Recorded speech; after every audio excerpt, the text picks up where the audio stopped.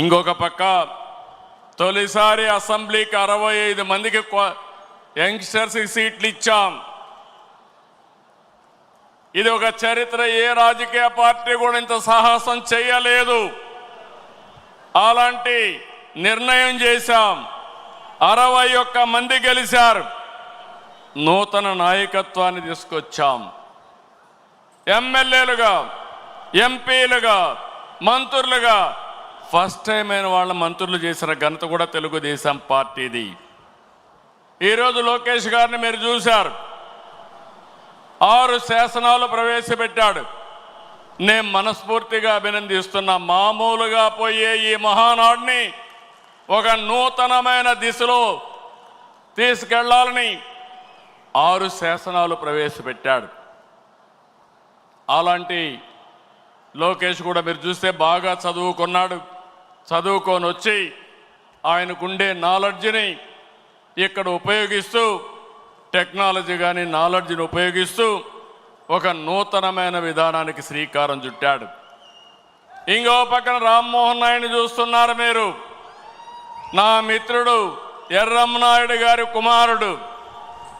కానీ ఈరోజు అతి చిన్న వయసులో కేంద్రంలో మంత్రిగా ఉండే వ్యక్తి రామ్మోహన్ నాయుడు అని చెప్పి నేను మీకు తెలియజేస్తున్నా. అదే మరి ఏ పార్టీ కూడా చెయ్యలేదు. ఒక సాధారణమైన కార్యకర్త కొడుకు వెంకట్రాజు, ఆయన్ని ఎమ్మెల్యేగా చేశాం. ఒక సాధారణమైన కార్యకర్త అప్పలనాయుడు ఒక ఎంపీగా చేశాం. మొన్నటి వరకు మీ దగ్గర కూర్చున్న వాళ్ళు ఇప్పుడు ఎమ్మెల్యేలుగా వేదిక మీదకి వచ్చారు. ఇది ఒక చరిత్ర. అంటే ఈరోజు మనం ఇక్కడికి వచ్చామంటే మనందరి మీద బాధ్యత పెరిగిందని చెప్పి కూడా నేను మీకు తెలియజేస్తున్నా. తెలుగుదేశం పార్టీ కొత్త తరహా అడ్మినిస్ట్రేషన్ కూడా శ్రీకారం చుట్టాం. ఒకప్పుడు పార్టీ గ్రామ శాఖ, మండల శాఖ, జిల్లా శాఖ, రాష్ట్ర శాఖ ఉంటే కొత్తగా ఎన్నికల్లో ప్రాధాన్యత ఇవ్వడానికి, బాధ్యత ఇవ్వడానికి క్లస్టర్, యూనిట్, బూత్, కేఎస్ఎస్ తీసుకొచ్చాం. ఎప్పటికప్పుడు ప్రజాభిప్రాయాన్ని తీసుకుంటున్నాం. ప్రజాభిప్రాయాన్ని తీసుకుని కార్యకర్తలు, ప్రజలు ఎవరిని మెచ్చితే వారికి పదవులు అప్పచెప్తున్నాం. ఇలాంటి కార్యక్రమాలతో మనం ముందుకు పోతున్నాం.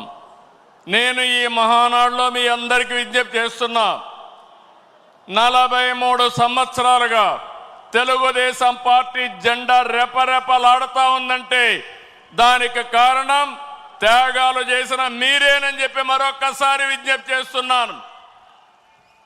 అందుకే 2025 మహానాడు, కడప మహానాడు కార్యకర్తనే అధినేతగా సుప్రీంగా గౌరవించి భవిష్యత్తులో మీ యొక్క సంక్షేమం, సాధికారత కోసం పనిచేస్తామని చెప్పి కూడా నేను మీకు తెలియజేస్తున్నా. అయితే ఇదే సమయంలో నేను ఒకటే మిమ్మల్ని అందరినీ కోరుతున్నా. పార్టీ మీకు అండగా ఉంటాం. ప్రజలకు మీరు దగ్గరగా ఉండాలి.